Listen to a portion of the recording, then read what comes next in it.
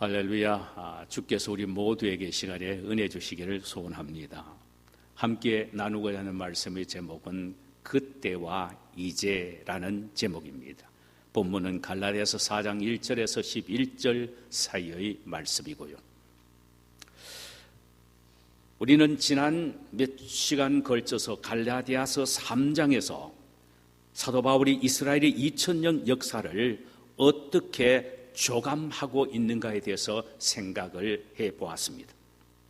특히 그는 이스라엘 역사의 가장 위대한 세 인물 아브라함과 모세와 예수 그리스도가 상호 어떤 관계에 있는지를 또 설명하는 것을 함께 보기도 했습니다. 이를테면 하나님이 아브라함을 믿음의 조상으로 세우시고 그에게 육적인 복뿐만 아니라 천국의 복까지도 약속을 하셨으며 이 축복의 성취자로 예수 그리스도를 보내주셔서 그리스도가 십자가를 통하여 믿는 자들 모두에게 아브라함의 축복을 유산으로 이어받게 되었다라는 사실을 생각해 보았습니다. 그러면은 중간에 있는 율법을 가지고 등장한 모세는 뭐냐 하는 부분을 통하여 우리가 또 생각해 보았지요. 하나님은 모세를 세워 그에게 율법을 주었는데 왜 그러면은 아브라함과 예수 그리스도의 모세를 등장시켜서 그에게 손에 율법을 들려서 주었느냐? 그것은 율법은 모든 인간을 자신의 연약함을 느끼게 하여 구원자인 예수 그리스도에게로 인도하는 몽학 선생의 역할, 다시 말하면은 글방 선생의 역할을 하도록 하기 위하여 보내셨다는 사실을 함께 또 생각해 보기도 했습니다. 오늘 본문에서 사도 바울은 율법 아래에 있는 사람의 상태와 그리스도 안에 있는 사람의 상태를 비교하여 전에와 이제자는 그때와 이제라는 용어를 사용하여 설명하고 있습니다. 다시 말하면 그때 또 전에는 우리가 노예였으나 이제는 하나님의 자녀가 되었으니 어떻게 이전의 노예의 상태로 다시 돌아갈 수가 있는가? 이제는 변화된 신분답게 자유를 마음껏 누리면서 행복하게 살아야 된다. 이렇게 요청을 하고 있습니다. 그러면서 오늘 본문에서는 아주 두드러지게 두 가지를 어필해서 말하는데 하나는 그러면은 전에와 이제, 그때와 이제 이 사이의 관계를 지금 디테일하게 바울은 설명하고 있습니다. 먼저 전에 율법 아래 있었던 인간 존재에 대해서 그는 이렇게 말합니다. 1절과 3절입니다. 내가 또 말하노니 유업을 이을 자가 모든 것의 주인이나 어렸을 동안에는 종과 다름이 없어서 그 아버지가 정한 때까지 후견인과 정청지기 아래에 있나니 이와 같이 우리도 어렸을 때에 이 세상의 초등학문 아래에 있어서 종노릇하였더니 이렇게 말합니다. 앞에서 사도 바울은 율법을 몽학선생으로 설명을 했습니다. 그런데 오늘 여기에서는 바울은 율법을 참 우리가 이해하기 쉬운 말로 표현을 하고 있습니다. 마치 율법 아래 있는 모든 인간들은 유년기 혹은 미성년기에 있는 상속자로 비유했습니다. 우리 막대한 재산을 상속받은 한 어린 소년을 생각해 보십시다. 언젠가는 그의 부모의 막대한 재산을 자신이 상속받게 되어 있습니다. 그러나 지금은 너무너무 어린 미성년자이기 때문에 그 부모의 재산을 상속받아서 자기가 마음껏 사용하고 부를 누리지 못합니다. 그가 명목상으로는 모든 소유의 주인이지만 미성년자이기 때문에 노예보다 부하지 못한 사람이 된 것입니다. 그래서 그는 후견인과 청지기 아래에 맡겨둡니다. 우리가 아시죠? 그 아이가 커서 자랄 때까지 후견인과 청지기 아래에 맡겨두는 것입니다. 청지기와 후견인이 어떤 일을 합니까? 그 아이의 인격을 고향시키고 또 공부도 가르치고 삶을 살아가는 모든 방법들을 가르치는 선생의 역할을 하는 것이요. 때로는 글도 가르치고 심부름도 시키는 등 모든 것을 지도하고 다스립니다. 그는 어릴 때 청지기와 후견인의 규례를 받으면서 규율을 받으면서 살아갑니다. 그러면서 보면은 그는 자유가 없습니다. 그는 상속자이므로 사실상 주인이기는 하나 아직 어리기 때문에 종보다 나은 것은 하나도 없습니다. 그는 아버지의 정한 때까지, 그러니까 아버지가 유서에 20살까지 하면 18살까지 좀 후견인이 키워주고 그때 모든 것을 이 아들이 관장하고 누리고 주관할 수 있는 권한을 준다라는 것입니다. 그러니까 아버지가 정리해 놓은 그때까지 그 어린아이는 청지기와 후견인의 규례 안에서 살게 된다는 말입니다. 바울은 우리도 이와 같아 이렇게 말합니다. 이 비유니까요. 바울이 참 이렇게 후견인과 청지기 안에 있는 아직 어린 미성년자에 대한 비유를 들어서 말하면서 바로 우리도 이와 같았다라고 말합니다. 구약시대 곧 그리스도가 오시기 전 우리가 아직 율법 아래 있을 때에도 우리는 아브라함을 통하여 주신 하나님의 약속을 상속받았습니다. 그러나 우리는 미성년기에 속한 어린 아이와 같았기 때문에 아직 약속을 상속받지 못했습니다. 마치 후견인의 굴레에 사로잡혀 있었던 것과 같습니다. 도대체 이 후견인의 굴레가 뭡니까? 이것은 율법의 굴레를 말합니다. 앞에는 율법을 몽학선생, 글방선생으로 이야기를 했는데 여기서는 후견인 또 청지기 이런 말로 표현하는데 이게 바로 율법입니다. 그러니까 율법은 우리를 감시하며 조금만 그 길에서 벗어나면 정죄하고 책망하고 굴레를 씌워버립니다. 3절에서는 이 율법을 초등학문이라고 했고 9절에서는 초등학문을 약하고 천박하다라고 말했습니다. 여기에 약하다라는 것은 율법이 우리를 용서할 수 있는 하등의 능력이 없다라는 의미입니다. 율법은 우리의 죄를 드러내고 정죄할 수 있는 의사도 우리의 모든 죄를 용서할 수 있는 능력이 없습니다. 그런 면에서 약하다라고 말합니다. 천박하다는 말은요, 율법은 우리를 축복할 수 있는 어떤 부유함도 없다 이 말이에요. 율법은 우리에게 복을 가지고 있는 것이 없다 이 말입니다. 복줄 정도의 부유함이 없다라는 말입니다. 그럼 초등학문이란 무엇입니까? 이것은 헬라어로 스토이케이아로 초보적인 지식을 말합니다. 영어로 말하면요, 알파벳의 A, B, C, D 그리고 수학으로는 1, 2, 3, 4와 같은 아주 초보적인 것입니다. 그러니까 구약의 율법은 그리스도가 오실 때까지는 이스라엘을 교육시키기 위한 아주 초등적인 학문이다 이 말, 초보 학문이라고 이야기를 합니다. 그런데 오늘 8절을 보니까 우리로 하여금 율법에 대해 오해를 하게 만듭니다. 잘못하면 오해하게 된다 이 말입니다. 자, 이런 말씀입니다. 그러나 너희가 그때는 하나님을 알지 못하여 본질상 하나님이 아닌 자들에게 종로로 타였더니 그랬습니다. 이것은 유대인들은 율법의 종로로 됐죠. 율법에 얽매여서 종로로 됐지만 이방인들은 율법이 없기 때문에 어떻게 해요?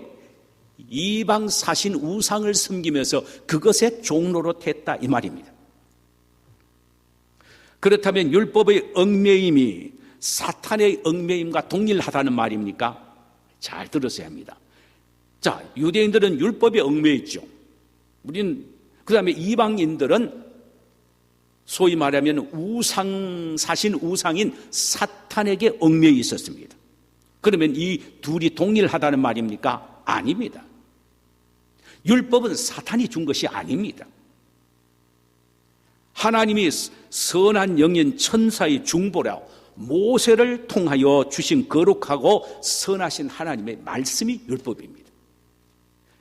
단지 여기서 바울이 뜻하는 말은 악령이 선한 율법을 자신의 음모에 악용하여 인간을 노예화하려 했다는 사실입니다. 쉽게 말씀드리면은 하나님께서는 율법을 통하여 인간의 죄를 드러내시고 그들을 그리스도 앞으로 이끌려고 하는 반면에, 무슨 말 이해하시겠죠? 율법을 드러내서 그 율법의 모습을 보면서 자신의 율법을 통하여 자신의 모습을 보니까 도저히 구원받을 수 있는 존재가 못 돼요. 그래서 율법을 행함이 아니라 그 무엇인가 믿음으로 다른 방법으로 구원을 얻게 하는 마음이 생기도록 하는 것이 율법이다 이 말이죠. 그런데 사탄은 율법을 인간의 죄를 드러내게 하되 그리스도에게 나아가게 하지 않고 절망에 빠뜨려 버립니다. 절망에 빠뜨립니다. 아직 뭐 이런 인간이 이렇게 살다 가지 뭐. 오늘도 마찬가지입니다. 자신의 죄가 드러나면 이래 살아서는 안 된지, 인간이 어떻게 이래 살 수가 있느냐 하며 자신을 다시 한번 정립하고 또 들여다보는 기회가 되는 사람인가 하면은 까짓 이래 살다 끝나지 뭐까지 인간 별 수 있나 하면서 캐세레 살아가면서 살아가는 사람이 있다 이 말이죠. 그거는 뭐냐? 사탄이 사람을 그렇게 만들어 버립니다.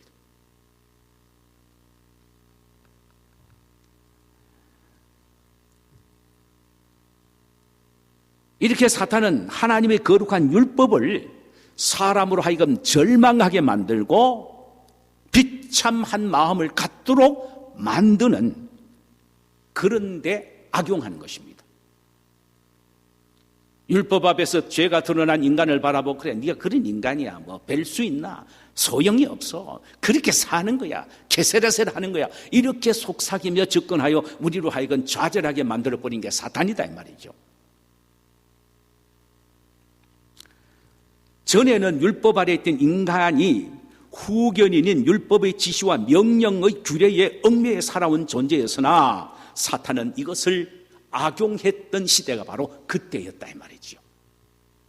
자, 두 번째로 이제 그리스도 안에 있는 사람의 상태에 대해서 생각해 보십시다.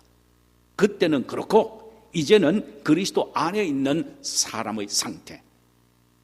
4절, 때가 차며 하나님이 그 아들을 보내서 여자에게 나게 하시고 율법 아래에게 나게 하신 것은 율법 아래에 있는 자들을 속량하시고 우리로 아들의 명분을 얻게 하려 하심이니라. 실로 인간은 1300년 동안 율법 아래 얽매인 생활을 했습니다. 미성년의 기회가 매우 험하고 고통스러운 시대였습니다. 그러나 마침내 예정된 시간이 다가왔습니다. 이제는 후견인의 굴레에서 해방시키겠다는 하나님이 정해 놓으신 약속의 시간이 다가왔다는 말씀이에요. 이를 오늘 본문에서는 때가 참에라고 표현했습니다. 때가 참에. NIV 영어 성경에서는 when the time had fully come, when the time had fully come, 시간이 충분히 나타난 것입니다. 때가 꽉 찼다 이 말이죠. 무슨 시간입니까? 그리스도가 오시기 위한 준비의 시간이 완벽하게 되었다 이 말입니다.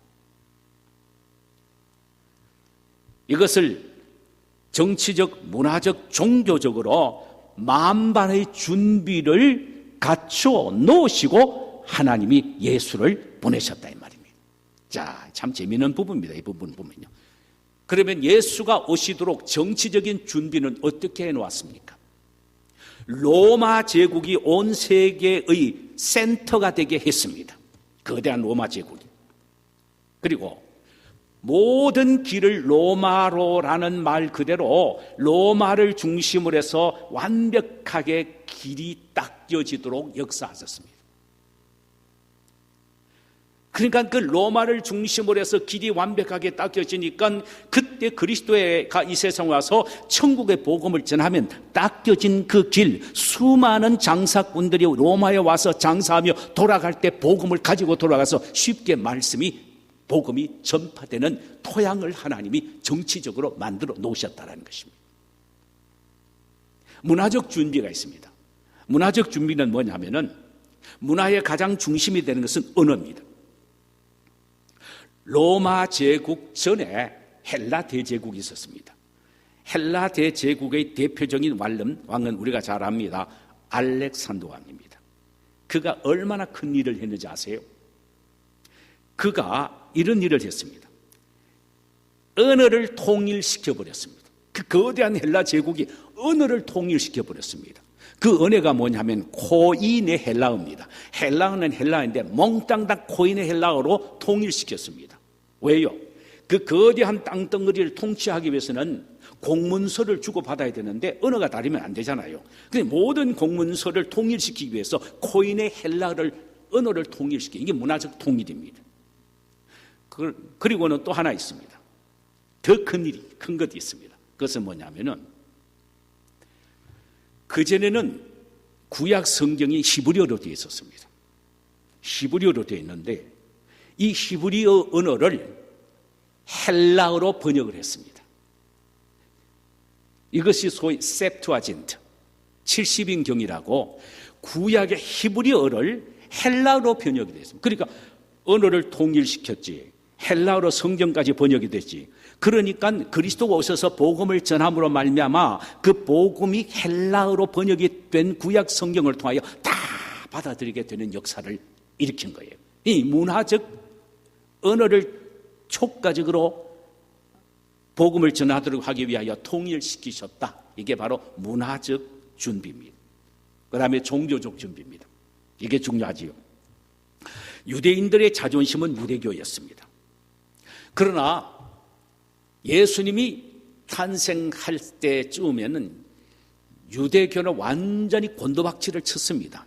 외식과 형식이 완전히 온통 유대교의 정신을 사로잡고 말았습니다. 그러니까 유대인들, 자기들이 조상들이 섬겼던 유대 종교는 유대인 후손들이 도저히 이해가 되지 않고 납득이 안 됐습니다. 처참한 지경에 빠졌으니까요. 이것으로서는 인간이 구원을 얻을 수 없겠구나라고 생각했을 때 동방의 신비 종교 같은 틈타기 시작에 들어갔습니다.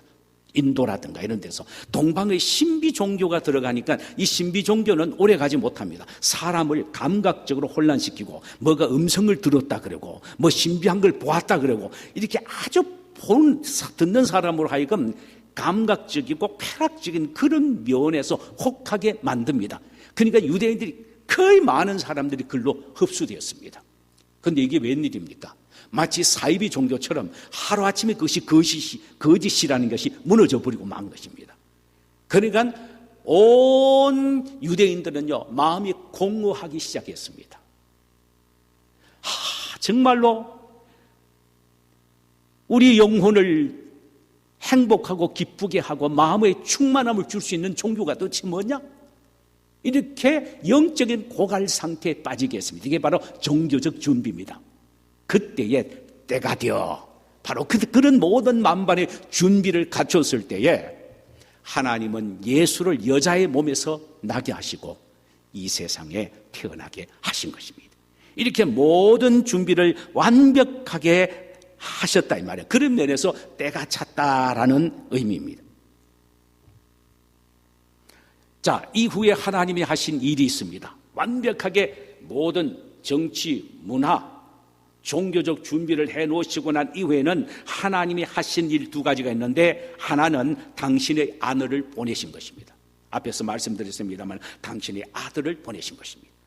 하나님은 복음을 전 세계로 뻗어나갈 준비를 위하여 길을 닦아 놓으시고 언어를 통일시켜 놓으시고 갈급한 영혼을 준비해 놓으신 후에 당신의 아들 예수를 이 세상에 보내 천국 복음을 전하게 하신 것입니다. 오늘 본문 4절과 5절에 이 사실을 이렇게 말합니다. 때가 참에 하나님이 그 아들을 보내사 여자에게서 나게 하시고 여자에게서 나게 하시고, 이 말은 육신의 몸을 입혀서 인간과 똑같은 인간으로 보내셨다 이 말이죠. 여자에게서 나게 하시고 율법 아래에서 나게 하시고 그리고 율법 아래에 있는 자들을 속량하시고 우리로 아들의 명분을 얻게 하십니다.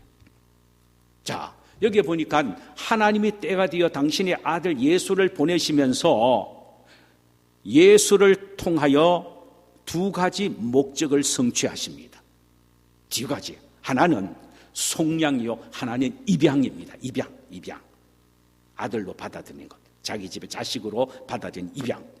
자, 속량을 다른 말로 하면은 구속이라는 말로 표현할 수가 있습니다. 이는 불쌍한 노예 하나를 속전을 주고 사서 자유케 했다는 의미와 동일합니다. 오늘 본문에서 하나님의 구속의 성취 과정에 대해서는 언급되어 있지 않습니다. 하나님이 어떻게 구속하느냐, 인간을 구속했느냐, 오늘 본문에는 나오지 않습니다. 그러나 1장 4절과 3장 13절에 이미 말씀을 하셨습니다. 다시 한번 제가 소개해 드릴게요. 1장 4절에 그리스도께서 하나님 곧 우리 아버지의 뜻을 따라 이 악한 세대에서 우리를 건지시려고 우리 죄를 대속하기 위하여 자기 몸을 주셨다. 이것이 바로 속량입니다. 우리를 구원하기 위하여 자기 몸을 대신 주셨다. 이것이 속량입니다. 3장 13절에는 그리스도께서 우리를 위하여 저주를 받은 바 되사 율법의 저주에서 우리를 속량하셨으니 기록된 바 나무에 달린 자마다 저주받은 자니라. 하나님은 율법을 어긴 자에게는 나무에 달아 죽여서 저주를 받게 하셨습니다. 그 저주의 표상이죠. 그래서 나무에 달린 자마다 다 저주받은 자예요. 예수님은 그대로 자격에 의해서 죽은 것도 아니고 목매에 달려 죽은 것도 아니고 나무에 매 달려 죽은 것입니다. 왜요? 율법을 어긴 인간이 받아야 할 저주를 예수님이 대신 받으신 것입니다. 우리를 저주에서 구원해 주신 이게 바로 속량입니다. 자신이 대신 저주를 받으심을 통해서 말입니다. 이 일을 위하여 그분은 율법 아래에서 나셨고 율법에 따라 살게 하셨습니다. 그분은 전 생애를 통하여 모든 율법의 요구를 감당하셨고 이제껏 모든 사람이 실패한 율법을 지키지 못하는 일에 온전히 지키는 데 성공하셨습니다.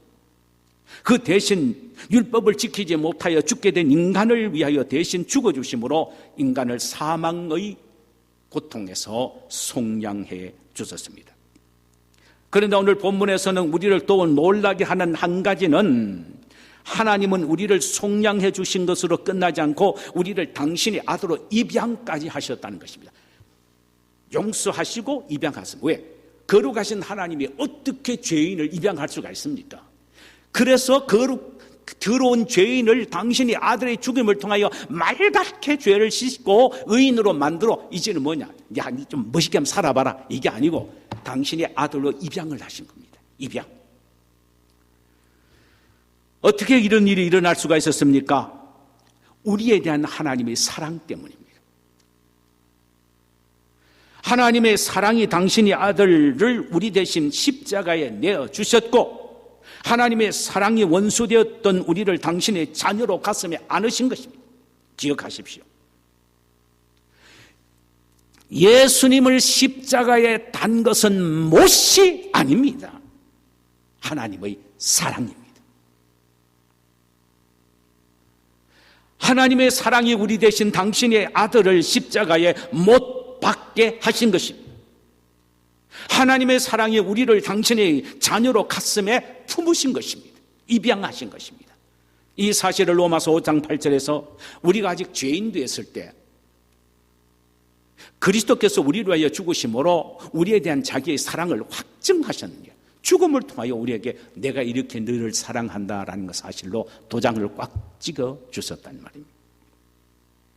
자, 때가 찬 후에 하나님은 예수를 보내셨고 또 하나 때가 찬 후에 성령을 보냈었습니다. 6절에 보니 너희가 아들이므로 하나님이 그 아들의 영을 우리 마음 가운데 보내사 아빠 아버지라 부르게 하셨느니라.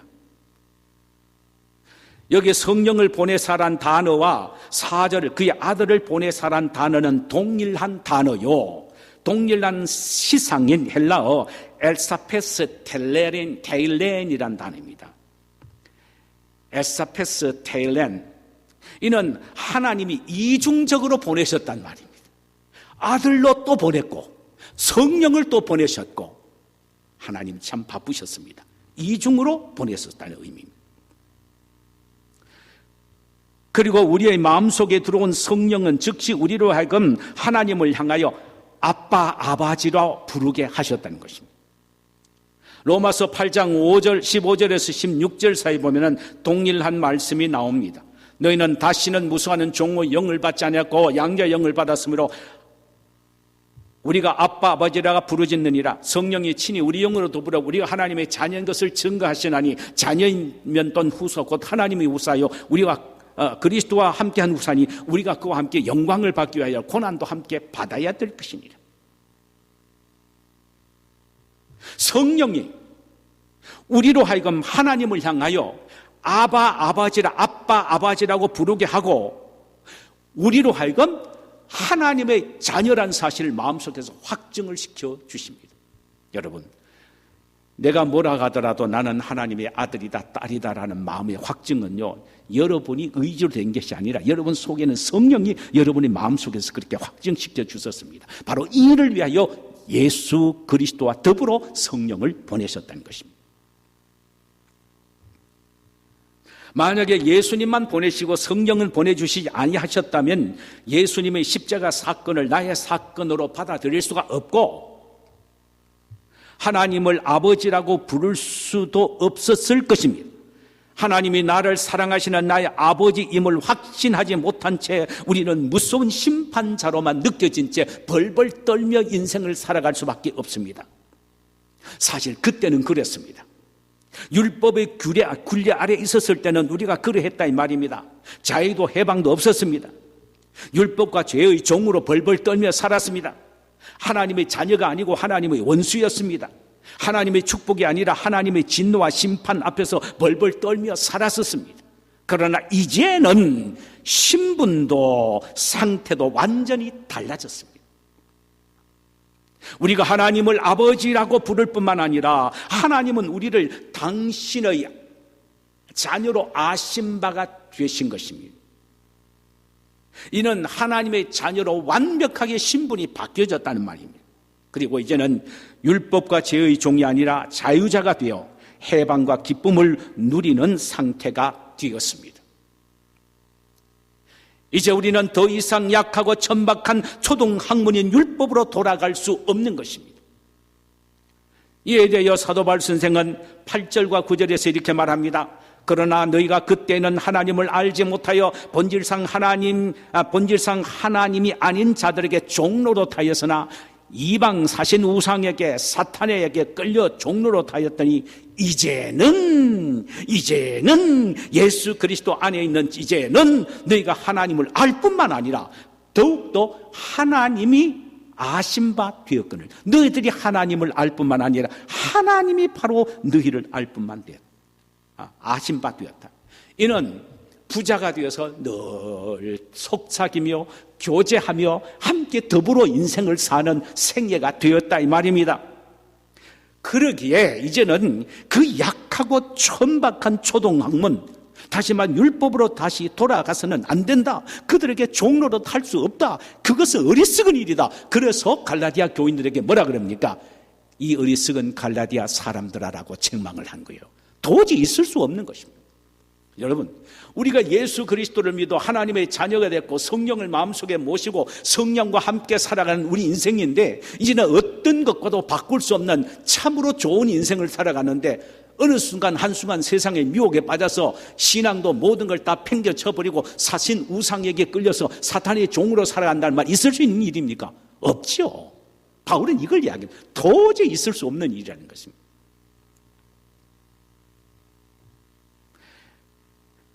그때와는 다른 이제는 우리의 삶은 하나님의 자녀답게 그리스도 안에서 자유와 해방을 누리며 살아야 한다는 것입니다. 노예의 삶이 아니라 해방의 삶이요 더 이상 죄의 이식 속에서 살 필요가 없다는 것입니다. 자유자의 삶을 살아야 한다는 말입니다. 여러분, 이 말씀을 오해해서는 안 됩니다. 그러면 나는 이제 율법은 마음껏 어겨도 되겠구나. 그게 아닙니다. 그건 아닙니다.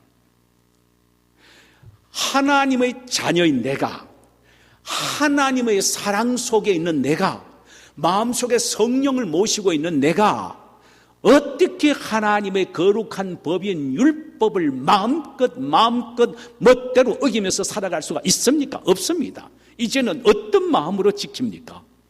하나님을 사랑하기 때문에 사랑으로 율법을 지킵니다. 성령 안에서 은혜 가운데 기쁨으로 율법을 지키는 겁니다.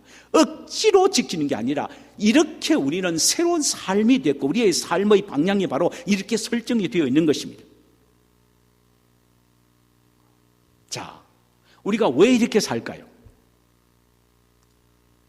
기쁨으로, 즐거움으로, 자유를 누리며 행복하고 감사하면서 우리가 어떻게 율법을 지킬 수가 있을까요? 어떻게 이런 사람이 되었을까요? 우리는 다른 차원의 종이 되었기 때문입니다. 다른 차원의 종이 되었기 때문입니다. 무슨 말입니까? 누구의 종이기 때문입니까? 우리를 위하여 자기 아들을 주신 하나님의 종이 되었고, 우리를 위하여 자기 자신을 십자가에 매달고 우리에게 영원한 생명을 주신 예수 그리스도의 종이 되어야 하고, 그리스도의 지상의 몸인 교회의 믿음의 형제들을 서로 사랑하기 때문에 서로를 섬기는 종이 된 겁니다. 여러분, 우리 믿음의 형제들은 서로를 섬기는 서로의 종이에요. 그래서 비유를 몸으로 비유했지 않습니까? 몸에는 많은 지체가 있지 않습니까? 눈에 뭐가 들면 손가락이 동원돼서 금방 비비면서 가시를 파내는 건 뭡니까? 폼 잡는 것이 손가락이 아니고 눈을 섬기는 거예요. 종인 거예요. 모든 지체가 다 그렇습니다.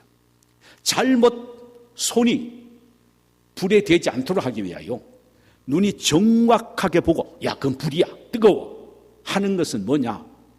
눈이 손을 섬기는 것이 종이에요. 그리스도인들은 다 그리스도의 몸에 붙어있는 지체이기 때문에 서로를 섬기는 종인데, 무엇으로 섬기느냐? 사랑으로 섬기는 것입니다. 사랑이 근거가 된 종들입니다.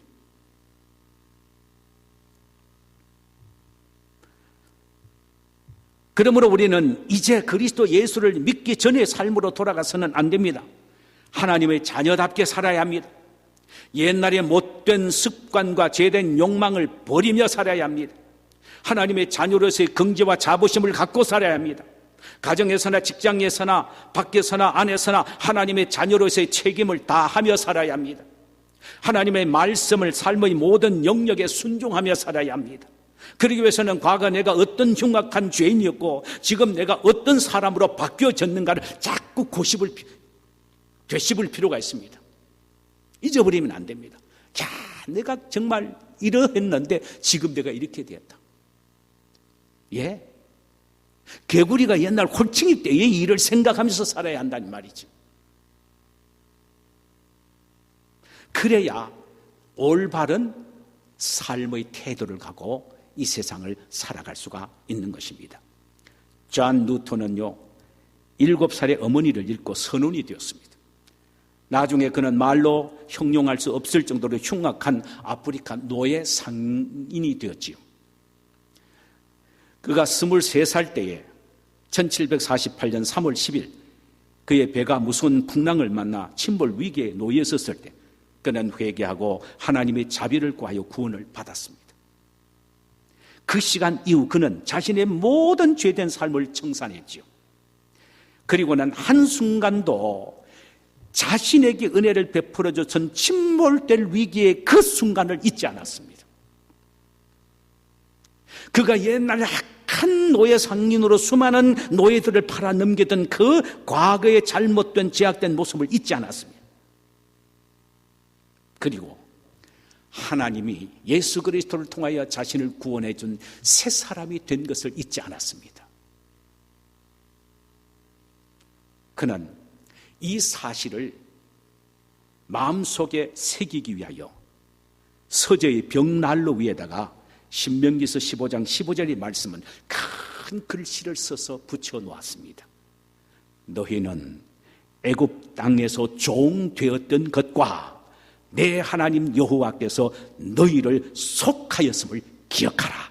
둘 한꺼번에 기억하라. 옛날 비참했던 노예 때의 애굽 생활을 기억하고 그 다음에 지금 그리스도 안에서 새 사람 된 이 축복을 기억하라. 우리가 이전 상태의 모습과 현재의 모습을 늘 기억하며 되새긴다면 우리는 그리스도 안에서 하나님의 자녀의 변화된 신분을 발견하게 될 것입니다. 그때에 진정으로 하나님의 자녀다운 사랑의 종, 순종의 종으로 살아갈 것입니다. 사랑하는 마음으로 주님을 섬기고 사랑하는 마음으로 하나님을 섬기고 사랑하는 마음으로 성도들을 섬기고 사랑하는 마음으로 주님의 말씀에 순종하게 될 것입니다. 이것이 바로 영광스러운 지금 우리가 누리는 축복입니다. 할렐루야.